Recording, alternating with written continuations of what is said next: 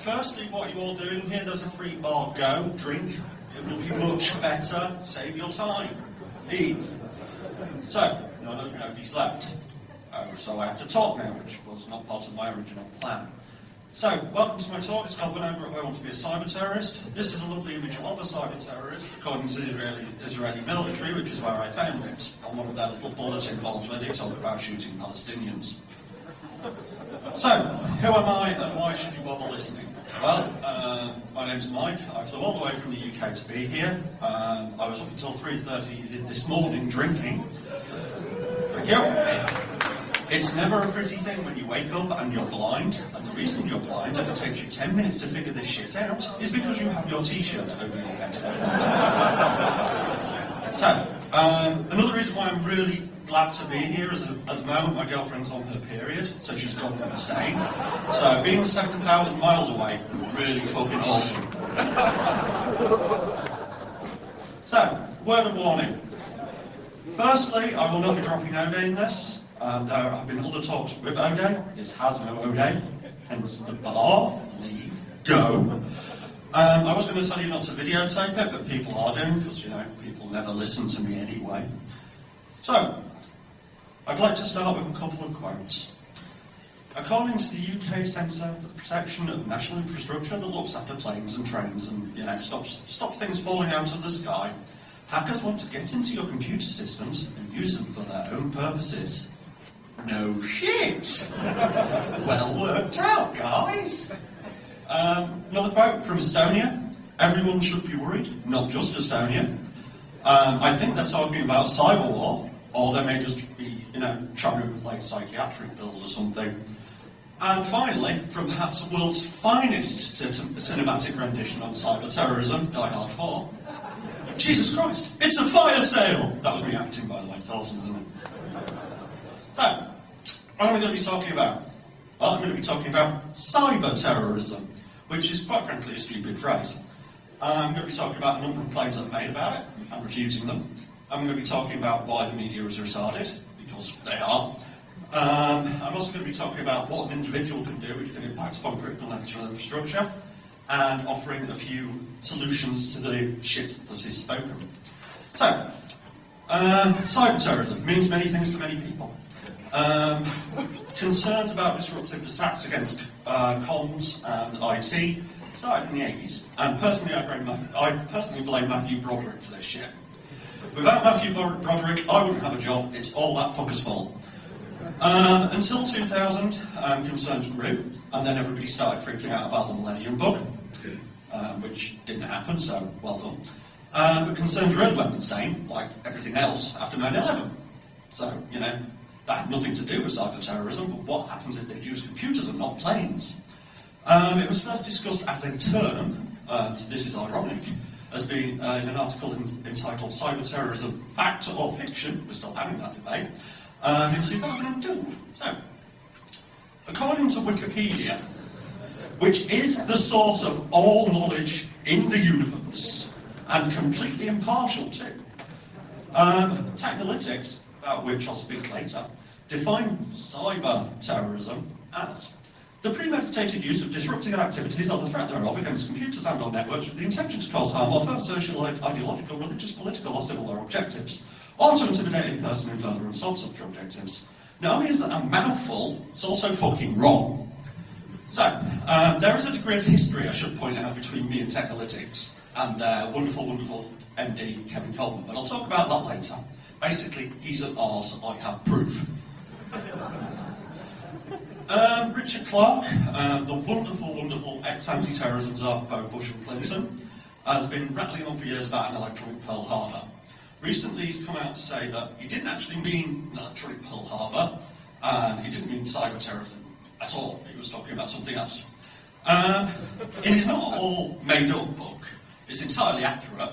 He claims that China can basically cause widespread disruption and throw the US back to the Stone Ages in about 15 minutes. So, well done to the Chinese. They're really fucking organised. They can destroy an economy, basically reduce this country to a steaming pile of ash and rubble by using computers in 15 minutes. awesome.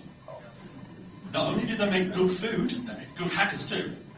Now, the problem is, Clark isn't alone in not being able to define cyber terrorism, because you guys, as a nation, or your appointed representatives, can't even decide what conventional terrorism is. I quote, the FBI defines it one way, the Department of State defines it another, the military define it yet another way. Now, I personally would say, maybe you could define it as people stomping around the globe in search of cheap oil prices, but, that's just me being an arse. It's all based around semantics, though. But if you believe the hype, the very bad people are going to do very bad things, and the sky will fall. Oh. Now, most of the claims, obviously, are completely made up. Now, the unfortunate thing about cyber terrorism is it also involves the word cyber, which basically makes anyone using it sound like a complete retard. When 1994, The Lawnmower Man was a shit film, get over it. Now, I'm personally going to define the term as the use of technology to facilitate acts of a terrorist nature. And I know that's nebulous, but it's easier to say than the technolytics quote. So, lots of noise out there about information warfare. And this, incidentally, is my favourite Wikipedia article about information warfare, obviously, and it says, I quote, the examples and perspective in this article deal primarily with the United States and do not represent a worldwide view. As so much of the internet does. So, I would define cyber terrorism, if such a thing can be claimed to exist, as being part of something which I call the pyramid of information security annoyance. Now, Fox News and their veritable village idiot Glenn Beck love cyber terrorism, and I hate disagreeing with Glenn Beck because, one shouldn't kick the disabled. So, this is my pyramid of IS annoyance and evil. It starts with vandalism, goes up to crime, goes up to espionage, goes up to terrorism, and then war. Now, acts of computer-mediated terrorism are conventionally seen, or at least to me, as being the last of our actions between all our war. War is a fairly retarded way to spend your time. So what I wanted to do was examine the last step before war, and precisely what the evil hacksaw terrorists would get up to. Now, as you may have noticed by the distinct and yet slightly slurred accent, I'm from the UK, which is, the most surveilled nation on the face of the earth. We've got about 400 cameras per man. So, they can watch you going to the toilet. It's really exciting. And the reason why we're surveilled and the reason why we have such shitty legislation is to prevent terrorist activities. So, I just thought I'd throw that in, because you'll probably get all that soon. Enjoy. So, yeah, good cartoon, I like that. So, the first time we gave this talk was at an ISSA meeting in the UK. First thing I should say about the ISSA in the UK is it's basically full of 50-year-old guys in suits that are scared of computers. They're actually genuinely scared of their Blackberries. They're just like, woo! So, this is an ISSA meeting, slightly different. But first time I gave it, I was told that this talk was dangerous and that people get entirely the wrong idea. Now, hopefully you'll draw your own conclusions. I hope. I was also told that in the UK, the media's calmed down a bit regarding cyber terrorism. Let's have a look. 14th September, there was an article about how stock exchanges, including the London Stock Exchange, were defending against an organised cyber attack by terrorists. On 1st of December, there was part of a funding programme announced for GCHQ to read my email more effectively. Basically, what's happened is the UK government have scraped the remains of our economy together to get £650 million to fund various intelligence gathering agencies, including GCHQ. On the 25th of August, there was an article about how a Chinese TV programme showed an apparent cyber attack on a US website. So that's just China fucking showing off now.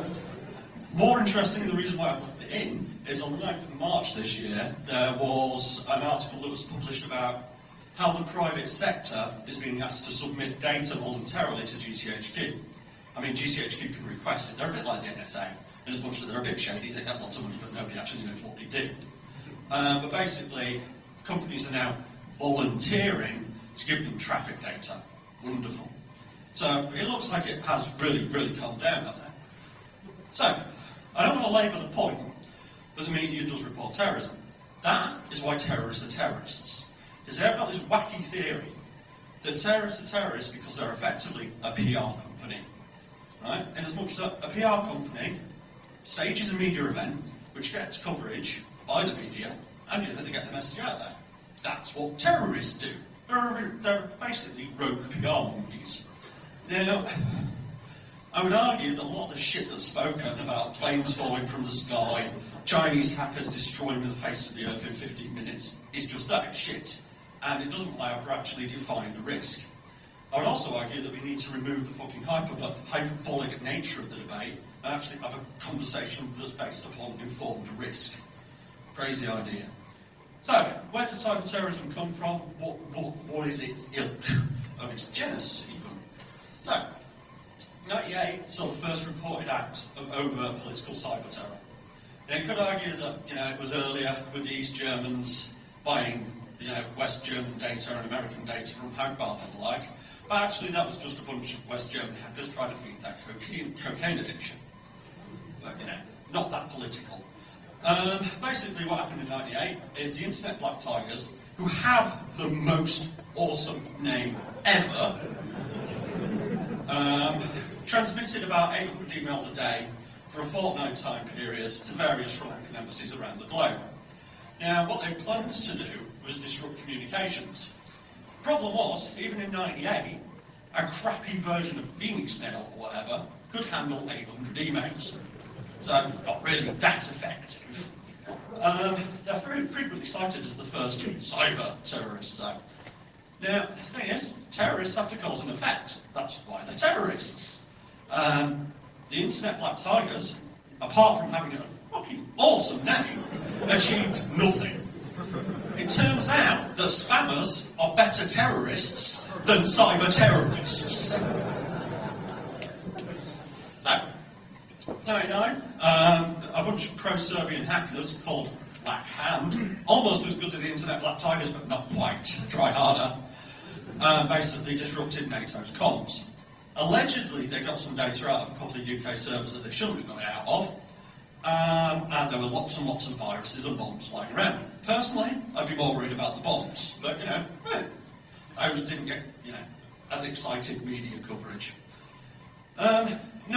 Also in 98, we had Moonlight Maze, awesome name, where according to the US, lots of military computers got attacked by the Chinese, the Russians in this case, and in Newsweek, the then US Deputy Secretary of Defense stated that the US was in the middle of a cyber war.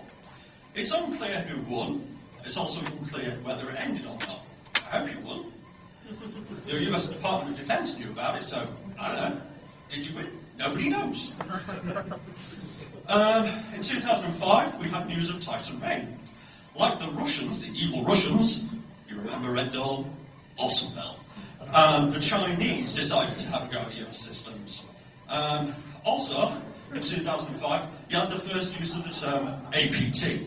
That's Advanced Persistent Threat, or marketing bullshit. In 2009, you also had the Chinese coming back for Operation Aurora. And according to the likes of McAfee, Stone, we're all doomed and we're all going to die and it's all the Chinese's fault. Damn you, chow mein eating people. It's weird though, how all of these attacks, every single one, happened around the time of RSA. So at a time where people get together for a big vendor clusterfuck, something always goes down, which means you have to buy more shit. Weird. This is slightly tangential information, but interesting nonetheless.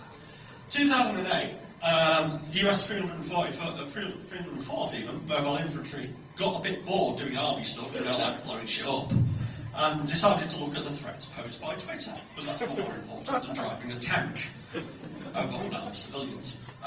Basically, what they wanted to do was see how terrorist groups, e.g.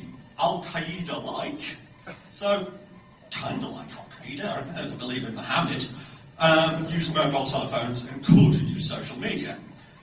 The findings are all over the place, you will look them up, but they're fairly speculative, shall we say. They reported a number of pro-terrorist mobile phone interfaces, that's wallpaper and screensavers to you and me, and methods by which mobile phones could be used to track various stuff. You know, terrorists can use Street Map to find out where your secret bases are. What they also wanted to do was see how Twitter could be employed by their adversaries. And a quote from the report, because it's awesome. Twitter has become a social activism tool for socialists, human rights groups, communists, vegetarians, anarchists, religious communities, atheists, who are obviously not part of the same group, political enthusiasts, activists, and others to communicate with each other and send messages. The question is, which one are you? Personally, I'm a vegetarian anarchist, but I don't like being put in the same, lump as terrorists. Weirdly. I don't believe that being interested in human rights makes you a terrorist. Odd. So, basically their assertion is that social media can be used by terrorists. Yeah, it could. They could also use carrier pigeons or pens or talking. Twitter's got a number of subpoena issues. Basically, they subpoenaed WikiLeaks data, and Twitter said, they're subpoenaing us, isn't it funny? And basically made the federal government look like ours is.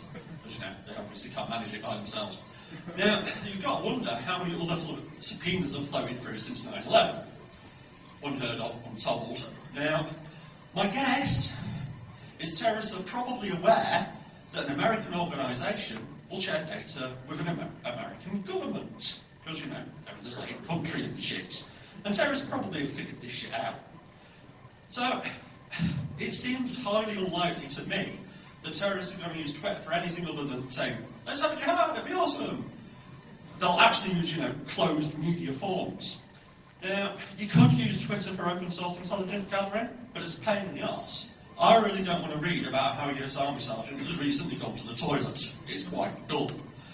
Can it be used to plan and schedule attacks? Yeah, it could. It's also highly likely you could put coded messages onto blog pages. Yeah, that's what I put on the internet. I keep doing that, by the way. This is my new hobby. I get bored quite easily. Now, is social media, which again is a really retarded fucking phrase, a threat? Yeah, if you post details of your troop movements on it, it's a threat. People don't do that though. Is it being used by terrorists? No. Did the US 304th Mobile Infantry want access to Twitter in 2008? Yes. This shit's being used by terrorists.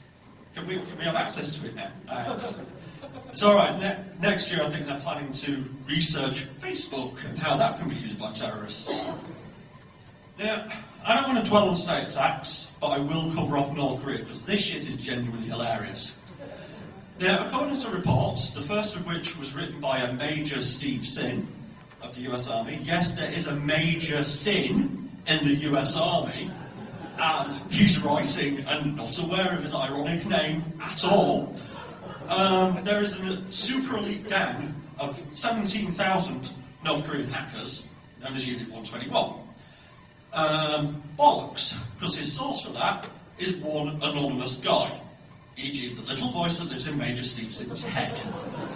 Now, Kevin Coleman, who I talked about when I first began, wrote an article called Inside Unit 121, in which he quoted Major Sin. The problem is, as I say, it's based upon an anonymous source, so you can't verify, you can't check. I got in touch with Kevin and said, look, what's your source, bitch? He said, talk to MI5. Remember, this is an intel guy. He knows all about intelligence and the threats posed. Or not.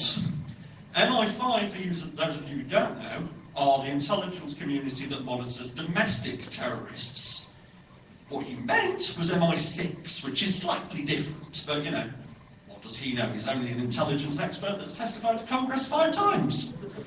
Now, my point is, if the DPRK hasn't got super hackers, how come non-state groups with less money have?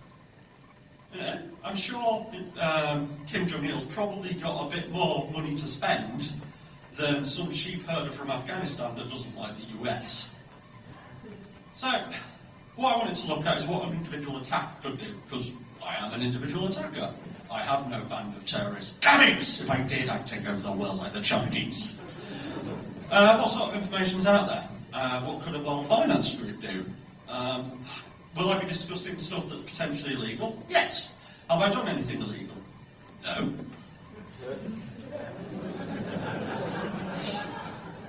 What I did do, officer, and you can't prove otherwise, is I applied .NET ideas and basically used open source intelligence gathering. Or reading the internet. So yes, you could go on Google and look this shit up yourself, but what would be the fun in that? But they do have a free bar, just saying. So, what sort of information is out there? That's a repeat slide. This is what happens when you write them when you're drunk. Right, so, some of this is just me ranting. In fact, most of this is just me ranting. Basically, to avoid having to write anything incriminating down. So there you go. Be warned. So, the UK, as you probably are aware, plays a major role in international finance. Basically, we're the financial bitches of the world. We will store your money and spend it on shit. We have no problem with that. There's loads of crazy theories about terrorists turning off the ATM network. And various other stuff floating around. But before we begin, I'd like to discuss a payment processor. Basically, in the UK, if you accept online orders, you have to put those online orders and card data for a payment processor. We work for one that does about 30 million quid of business a year. Great, wonderful. They paid us fuck all, by the way, so damn them. Basically, problem was, their last two information security heads had gone off with stress. One after about 2 weeks of starting the job. And I know why. Because basically, they had a network of about 8,000 systems, of which they knew about 2. So it's 6,000 systems, which they didn't know what they were, where they were, how they worked. It was great. And this handles 30 million quid of business a year. Awesome. Get Visio, draw a diagram, you'll be fine. So, anyway, ATM networks in the UK, managed by banks and a system called Link. Link network is really fucking hard. It's air-gapped, it's, it deals with money, so it's basically evil. Hence, it's probably easy to go after the ATM itself. Everyone here, I assume, is familiar with skimmers. I'm not talking about the shit that goes across seas. Those skimmers, you can make your own. You can buy the faceplates off eBay for about $14. You can buy a mini card reader for about $200, and you can make your own skimmers. Or you can pay a dodgy Bulgarian 800 quid and hope you get one of those. So, just saying. You can always go after the ATM firmware itself. Several people have. Barney Jack has gone after it. Rob Kies from Italy's gone after it. And this unidentified gentleman went after one in Hong Kong. Damn them. Solitaire's really fucking hard to play in the street, by the way. So, are firmware and physical attacks too hard for you? Don't worry, all ATMs have management modes. Most have default credentials. Hooray!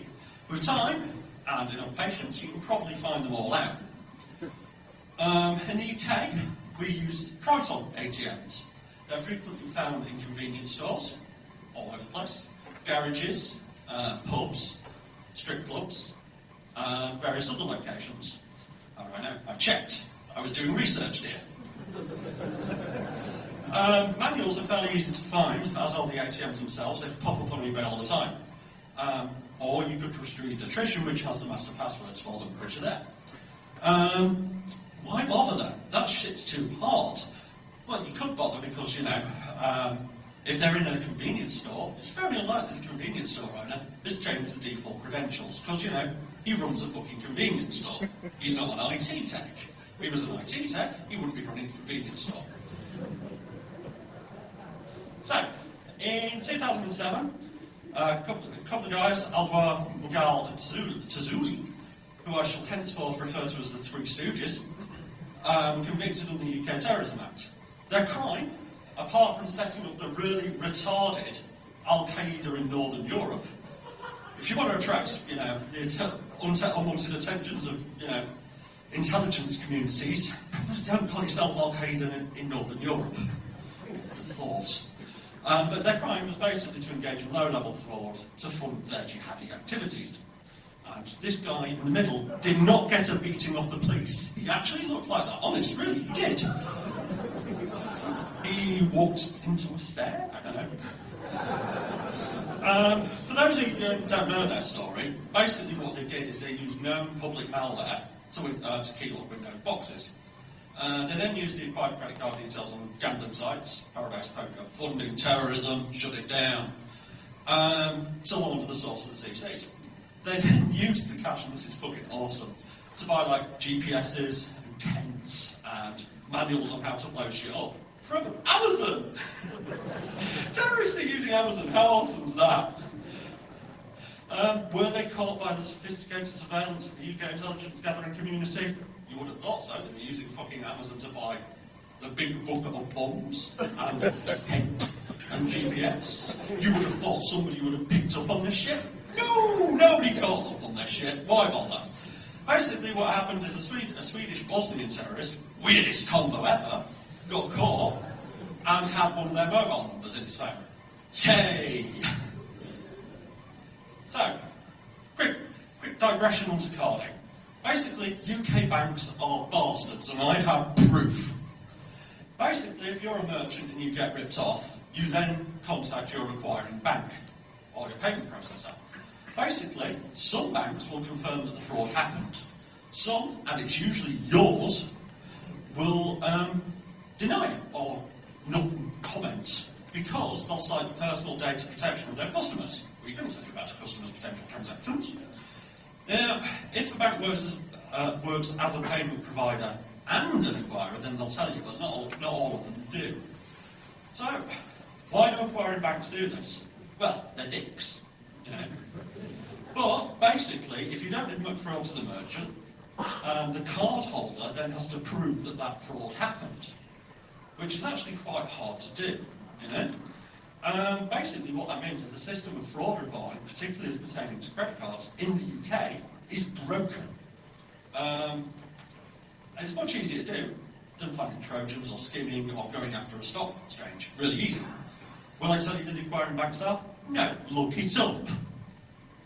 So, another little digression. We worked for a major UK retailer, big retailer, they've got like 500 stores in the UK. They were like, can you break into us?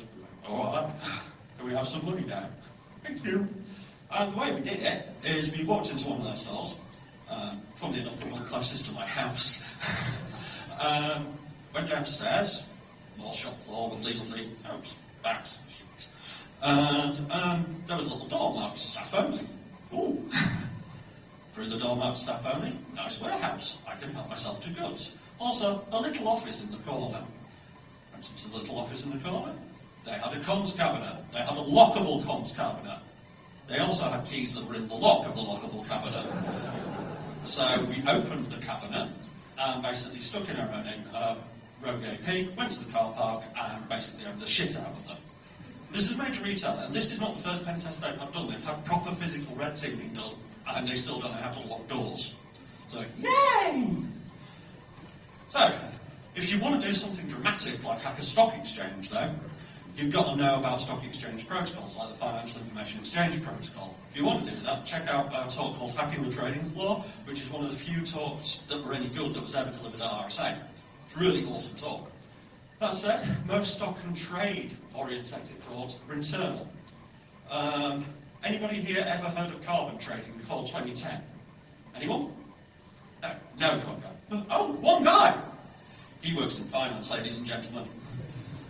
If you're worried about the economy, if you're sick of the bank staking the money, he's the guy. But basically, no fucker had heard of it. But some guy ran off with like $30 million, which made it reportable. This is why most frauds are internal. You know, there's loads of examples, like a guy called Sergei Almenkov, didn't sound all dodgy, Red Dawn! Basically, he was employed by Goldman Sachs and stole their trading algorithm to sell it to another house. You know, you have to work in finance to rip off a stock exchange effectively. If you're too lazy to hack, and you're too poor and paranoid to purchase credit cards, there are other ways and means. as was mentioned in an earlier talk today, there's shitloads of car data out there. I did a quick one-night survey of paste and paste bin and the like, and found about 15,000 of them. Of course, out of that 15,000, some are going to be fake. Some are going to be flagged, some will have been reported, and some will be completely made up. I've invented a 16-digit number, how clever am I? Some, however, will work. For example, there. Now the thing is, if you're a terrorist group, getting two of your intern terrorists to check the validity of credit cards, it's worth investing in. So, most carders, though, keep things simple. Actually, they find a reliable exploit, scan for that, find a reliable vuln rather, scan for that vuln, exploit, get data, move on. Of course, PCI DSS is going to stop that, because, foreign companies and small companies and, the pizza shop down on the corner will obviously, obey the rulings and dictates of PCI DSS. Obviously. So, if I was a terrorist, though, and I wanted to cause chaos, what I would do is I would find a very weak merchant, I would obtain the card data, and I would only use the card data that belonged to non-helpful acquirers, e.g. the banks that don't tell you there's been a fraud, and then I'd profit and buy a unicorn. So, crime-friendly skies, aviation, there is more to life than money, allegedly. So, air traffic control systems are fun. Why are they fun? Because their job is keeping planes flying around, not their security of their systems. That's what they're concerned with. There's a guy called Writer Kunkel, that's an awesome name, again. He sounds like he should be, a catchphrase in a Bolivian comedy show. Oh, it's my uncle. But he did some really awesome research, which was done in DEFCON 17. If you haven't checked it out, check it out. When people actually discuss terrorists, their major concern is planes falling from the sky. Can I make a plane fall from the sky? So, in the UK, air traffic control is controlled by a system or an organisation known as National Air Traffic Control Services, or now .co.uk. Basically, that was set up as a private-public partnership in 2000 of this decade, coming out about. And basically, it consists of four main operational centres. You've got the London area, the London terminal, Scottish area, and Manchester, and various, about 15 air traffic controls scattered around UK airports.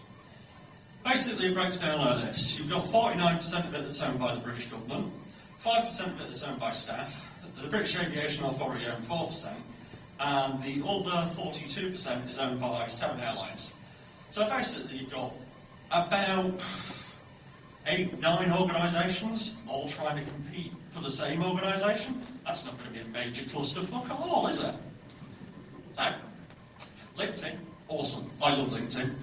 Much better than Multigo. Basically, with a couple of simple queries, I got their information security manager, their IS analysts, about 50 of them, their flight plan managers, their infrastructure architects, their senior software engineers, and the heads of safety, security, and program management. They're all named, obviously. Some of them had contact details. It was awesome. Call me on. And basically, the format of Nats is first name, last name, Nats. So I had basically a full org chart by the time I'd done. So if I wanted to stage a targeted spear phishing type attack against Nats, piece of piss, all I have to do is write the malware name.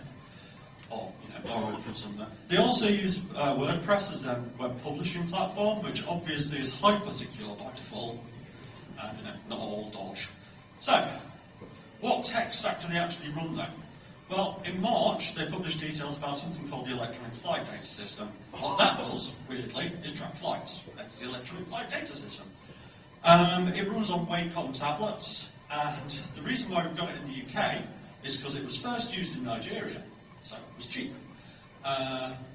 We then bought it and then realised that Nigeria has less planes than us. So it didn't actually fucking work. So, as of 2008, that signed up to the European Commission Single European Sky Initiative, which is a way for Europe to all track flying planes together.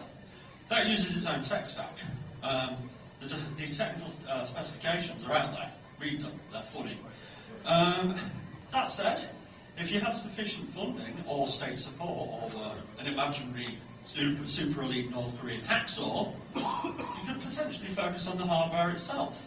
Wacom tablets made in China, stick in a back door. Happy days, the Chinese are coming. Should you wish to listen to air traffic control talking amongst themselves, Jeff, where are you? You can listen to it on AM radio. Granted, that's an offence under the Wireless Telegraphy Act, but if you're a terrorist, you don't give a fuck. I would have thought. Their frequencies are listed online, which is ever so helpful because you don't need to use your scan mode. And in the UK, we also have the Hackbook system, which you guys invented, which is basically a way for air to ground to communicate via multiple bandings at the same time. That's why it's a pain in the arse to monitor and very unlikely to be of interest to a domestic terrorist, I would have thought. Seeing is always better than hearing. The porn paradox, ladies and gentlemen. There's a guy in the UK called Brian Dewhurst, and he found online webcams of airports. Now, pretty dull airports. Oxford Airport, for fuck's sake, who knows that? Oh yeah, people who live in Oxford. But one would have thought, from a security perspective, having a webcam of your airport, e.g. the runway, not really that helpful, one would have thought. So, talking about Prestwick. That's Prestwick Air Traffic Control, which looks like the most dull place in the world to work at, unless you get that chair and just go up and down the aisles on it. Why am I talking about Prestwick? Well, a couple of reasons. It controls more airspace than any other European air traffic control. It's the biggest air traffic control in Europe. It controls about 1 million flights a year, and it controls all the transatlantic flights. So when I came here, I was tracked by Prestwick. Yay, I feel safe and secure. It allegedly fell over in 2009 for a day, which caused complete fucking chaos. Fascinating. Yeah, it is. Because, why is it fascinating? Well, eBay. We had to uplift our office, and basically, there's now 5 of us, so we needed a 48-port switch, obviously. So I bought one on eBay for 20 quid, because you know, eBay's great. Problem, had a little sticky label on the back, and it was fully loaded with Prestwick's NATS config. It's ex-GrrCO stock. GrrCO are the biggest organisation you've never heard of, by the way. So what was on there? Well, it's a Cisco box, so they're full config. So they're shitty passwords. Yes, they had a Cisco account called Cisco. Yay! Their main management account, this is hyper fucking secure. Though you know the one that allows you to set up VTP trunks, had the super complicated password and auth combination of backdoor. That took us about, 2.5 minutes to figure out? So basically, as well as their shitty passwords, we had their full VLAN details, 50 plus VLANs, all their upstream switch data, all the domains, all the details of the services they're running. Prestwick will SAP if you're interested. And as I say, their full VTP trunk. We also had their full read-write access to their SMP community strings, which, funnily enough, named after aircraft. Air traffic control named shit after aircraft. Why the fuck no? Nobody will ever figure that one out. That's hard. This, interestingly, is the device in question. And I put this here for a reason. It's because it's got the amazing warning screen that states, this session has been logged by GrrCO PLC. That's how good GrrCO are. When shit's on my network, they can still log that shit. Now, I was going to bring it with me and have a play, just because I wouldn't have to talk. But, as well as air traffic control, GrrCO also manage prisons. They also manage the welfare system in the UK, which is forcing people off the dole and into work, even if they don't want to go and are disabled. But they also are in charge of the UK Border Agency and Immigration, so I'm having a great time going home. So I might have got the switch here, but getting it back, bit of a fucking problem. So, I reported this to GrrCO, obviously. They went, what? Oh, shit. That was about 2 days ago, so then I think they've had time to remediate. Maybe. But I left some, obviously, because I'm a nice guy, left some feedback for the seller.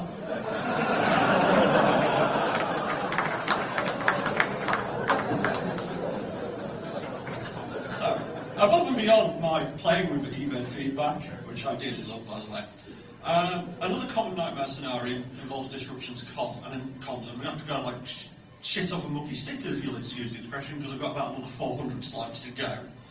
Loads of data and voice networks, so lots of focus on that. There's less focus on weird stuff like X25. What is X25? Well, X25 is an international packet-rich data network. Before the internet, there was X25. That's what came first. Basically, X25 networks are owned and operated by national telecoms, by and large, and a number of other private operators. That said, connecting to X25, pain in the arse. You either need an X28 pad or an X25 gateway, and it's not easy, effectively. So why bother? Well, it's an old stack, thus you can't secure it. It doesn't play well with IDS, it doesn't play well with IPS, it doesn't play well with others, because it's old and cranky. And get off my lawn, you damn kids. And you can also ward it, because they use network user credentials that are guessable, shall we say. And loads of fun stuff runs on X25. For example, in the UK we've got a mobile telephone company called Vodafone. I don't know if they've made it here yet. But all their SMSs are sent via X25. That's true for most other telcos. So you've got a deprecated stack running effectively in environments which may or may not be secure. Kind of interesting. Yeah, especially in Greece. In Greece, all their national lottery runs over X25. I incidentally am moving to Greece. That said, it's a Greek national lottery, so it's about €40 if you win. But if you win every week, you have a fucking cunning plan. Handily, though, there's an organisation called the International Telecoms Union, and they publish details of the data network ID codes used by X25. Basically, if you've got the data network address plus the network user address, which is 15 digits at most, you can access those systems. How do you find those systems? War dialing. And why can you war dial them? Because all data network addresses are reserved. They never change. So what sort of stuff is still reserved in the UK? Well, we've got Vodafone, who I talked about earlier. You've got the Nomura Computer Systems, DNIC, which Nomura, for those of you who don't know, handle the infrastructure for the London Stock Exchange. And you've also got Raycall Telecom. Raycall, by the way, became Thales. Thales basically made baby killing shit. So, if you want to read about secret plans, go do it. I've got to go move bloody quickly because I've only got 5 minutes. Basically, go play with X25. It's fucking awesome. So, what else can you do? You can use VoIP. VoIP's awesome. You can find Open VoIP with Shoda. Once you've got VoIP, you can phone up your own premium rate numbers and funds you have that way. But this is why I wanted to hurry, because this is fucking hilarious. Cross-site scripting, easy. Simplest web vulnerability to find anywhere. Easiest to address, but also can be indicative of all the shit going on under the surface. If I was a terrorist, it's what I'd start with. Has an organisation got cross-site scripting? Yeah, they've probably got shit code everywhere then. Woo! So, what did I find? Well, if you want to buy a Hummer, they've got cross-site scripting. If you want to buy some chemicals, to poison your kids in an Indian village, Dow have got cross-site scripting. Downtown Grand Rapids have got cross-site scripting. Experienced Grand Rapids have got cross-site scripting. The right place for advancing the West Midland economy got cross-site scripting. Ride the Rapid, which is not a porn film, I found out, have got cross-site scripting. WCSG, who's a Christian family-friendly rap show, cross-site scripting, that'll learn Jesus bashers. WFGR, site scripting, and a flaming guitar. How awesome is this radio show? WGRD, who gave me free tickets to come here, cross-site scripting. Wood TV, cross-site scripting. WOTV, cross-site scripting. WWMT, cross-site scripting. Hall Render, who sponsored this con, cross-site scripting. And Dambala, who do malware research, cross-site scripting. So, apparently, the threat of cyber war is looming. In the UK, we're spending 650 million quid on developing offensive weapons because buying Metasploit or using Metasploit is way too low-fi. Basically, rogue states and political groups are coming to get us. We're all going to die. Why? Are attacks against computer systems increasing? Yes, they are, because people have more fucking computers. Are physical attacks, which are a bit more worrying because you can die, like properly die and get blown up and shit, are they increasing in non-Western countries? Well, yeah. Pakistan's had 48 successful attacks, e.g. shit blew up, against airports. The UK and the US combined have had 18. And this is in the 10-year period from 2000 to 2010. So, don't fight fucking Pakistan. Dangerous. Do the attacks that are made, or not made, as the case may be, make excellent press? APT. Yeah, of course they do. That's why people talk about them. What can you achieve if you create a sustainable atmosphere of fear, though? Well, in the UK, we can now detain without trial. We learnt that shit from you, by the way. According to the Terrorism Act of 2005. We can also opt people out of their human rights, which is lovely. I'm not quite sure how we do that, but again, we learnt that shit from you. And interestingly, we've also got the Police and Justice Act, under which Section 37 makes a person guilty of an offence if he supplies or offers to supply any article believing that it's likely to be used to commit or to assist in the commission of an offence. So don't write anything down, don't talk at conferences, and definitely don't publish any fucking talks, because they will put you in jail in both the UK and Germany now. We've got an ever-increasing surveillance state in the UK, it's really getting quite sophisticated now. We've also got fucking terrorists now, which is weird. Because you think with all the surveillance, they'd notice them shopping on Amazon. In Russia, you can't buy a prepaid SIM. You can't do it no more. You're talking about in the US, because only drug dealers and terrorists use prepaid SIMs, and not paranoid bastards like me. If it happens to you guys, it'll come to us. In 2010, this is genius, a guy at US Strategic Command basically wrote a paper in which he proposed that users wanting to access the internet globally could be required to use a biometric scan before continuing. They're actually talking like that now. Now, obviously these mechanisms may negate threat, but it'll obviously only ever be used for that, not for spying on you, obviously. That would be wrong. Now, I'm not scared of terrorists, because, there's always going to be idiots with bombs. I am terrified of ill-informed knee-jerk reactions to it. If you actually give a fuck about security, talk about things sensibly. Have an informed conversation about risk. Don't talk about political bullshit. Now, let's keep the arguments based in reality. And I'd like to close with a quote from Gandhi, who stated that the enemy is fear. We think it's hate, but it's fear. But that said, Gandhi was shot by a terrorist, so my entire argument may be somewhat fucking negated. So, I've got no time for questions, but if you have them, I'll be outside smoking and trying to record.